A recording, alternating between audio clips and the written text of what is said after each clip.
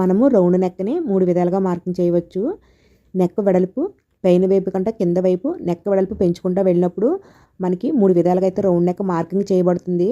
అయితే ఎటువంటి వారికి ఏ రకం మార్కింగ్ చేయాలో ఈ వీడియోలో చెప్తానండి. మీకైతే కొన్ని పిక్చర్స్ చూపిస్తున్నాను చూడండి. నెక్ వచ్చేసి పైన వైపు కంటే కింద నెక్ వెడల్పు ఎక్కువ పెట్టాలి. ఈ టైప్ నెక్ అయితే మనకి పైన కింద కూడా నెక్ వెడల్పు సేమ్ ఒకలాగా వస్తుంది. ఈ టైప్ నెక్ వచ్చేసి నెక్ లోతు ఎక్కువ ఉంటుంది, వెడల్పు తక్కువ ఉంటుంది. ఫస్ట్ అయితే మనం బ్లౌజ్ పీస్ తీసుకుని డబుల్ ఫోల్డింగ్ వేసుకోవాలి. ఓపెన్ సైడ్ మనకు ఆపోజిట్, క్లోజ్ ఉన్న సైడ్ మన సైడ్ వేసుకోవాలండి. అయితే మనం 3 విధాలుగా మీకు బ్లౌజ్ నెక్కలు అయితే చెప్పాను కదా, ఎటువంటి వారికి ఏ నెక్కలు అంటే 3 విధాలుగా ఉన్న నెక్కలు ఎటువంటి వారికి పెట్టాలో చెప్తాను. ఫస్ట్ ఈ నెక్ వచ్చేసి పైన వైపు కింద వైపు కూడా చూడడానికి ఈక్వల్గా ఉంటుంది. లోతు ఎక్కువగా ఉంటుందండి, వెడల్పు తక్కువ ఉంటుంది. ఇది ఏజ్లో పెద్దవారికి పెట్టవచ్చు. లేకపోతే మనం ఆది బ్లౌజ్ చూసినప్పుడు ఈ విధంగా ఉంటే కనుక మీకు ఆది బ్లౌజ్ చూస్తున్నప్పుడు ఐడియా వస్తుంది కదా, దాన్ని బట్టి కూడా పెట్టవచ్చు. అలాగే ఈ నెక్ వచ్చేసి చూడండి పైన వైపు కంటే కింద వైపు ఎక్కువ బ్రాడ్ వస్తుందన్నమాట.